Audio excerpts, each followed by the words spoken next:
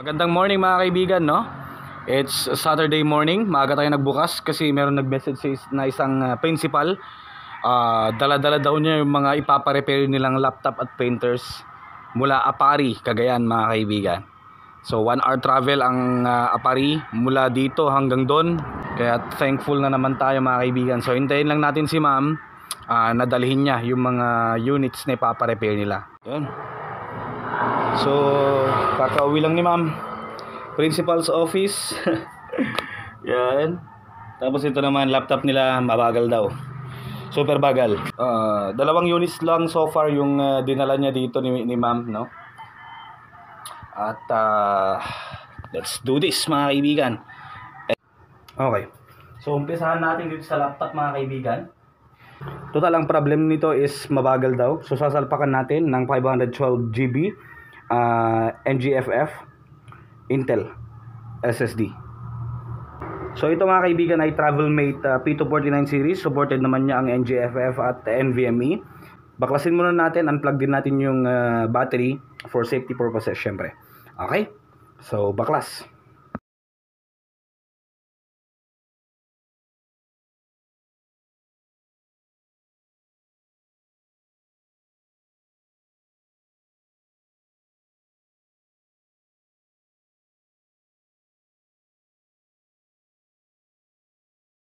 Detach muna natin yung kanyang battery. Yan.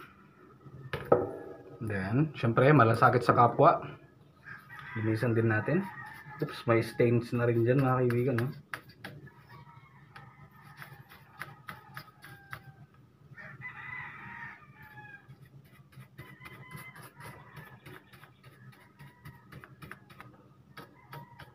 Okay. Salpak natin.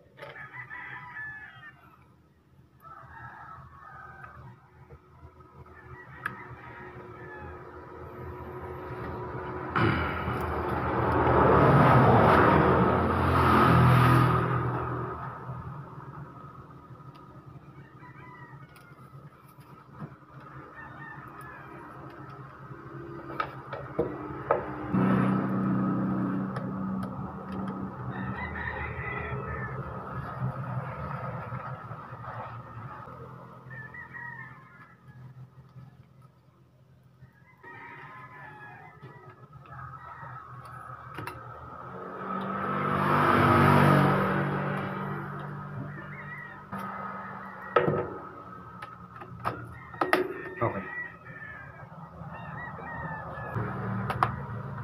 Mamaya na natin ibabalik yung mga screws. Mag-install lang muna tayo ng OS. So this time, fast forward na natin yung pag-install ng OS mga kaibigan.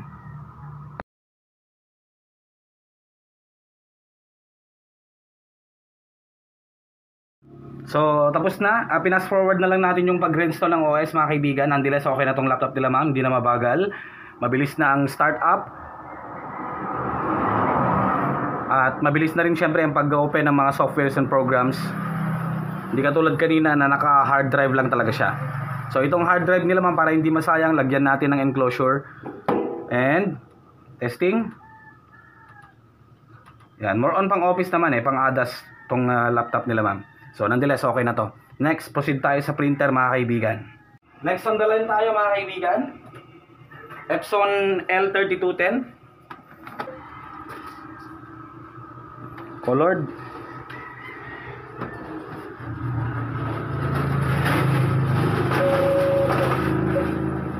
Okay, working. Tignan natin yung print quality. Baka print quality issue to.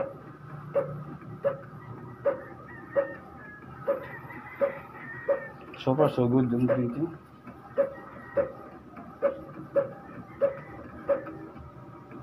Okay, print quality, I think print head na naman to. So nagmi-mix-mix yung kulay mga kaibigan. Tignan natin, i-check natin mismo yung print head. Baka mamaya lumawak na yung butas. Doon wala tayong magagawa.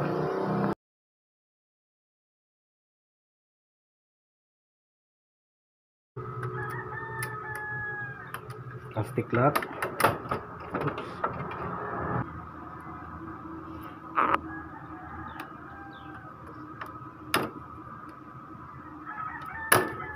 Okay. Bumalik pa. Kadalasan kasi kapag mixing colors na mga kaibigan, wala na sa printhead na yan. Lumawak na yung butas. Pero may i-check pa rin natin.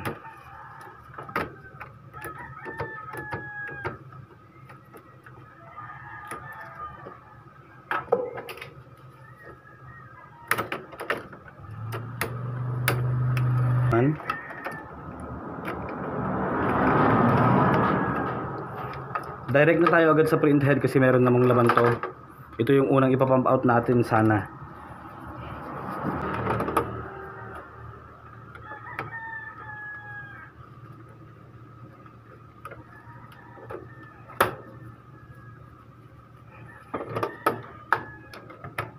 Galing natin yan.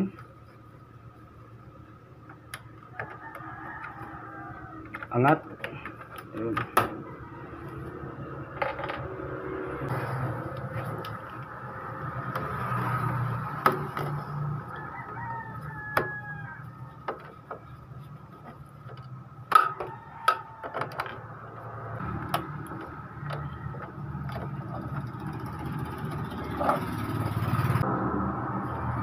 Okay.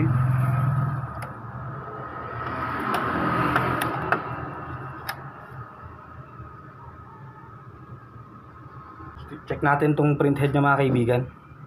Baka lumawak ang butas. Try natin i-pump out. Susubukan natin i-pump out. Black.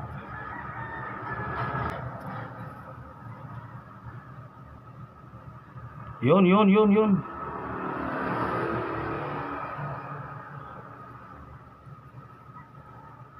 Wala na. Palawak na tong butas, man. Patulo na siya mga kaibigan, no? So that means itong printhead na mismo ang problema.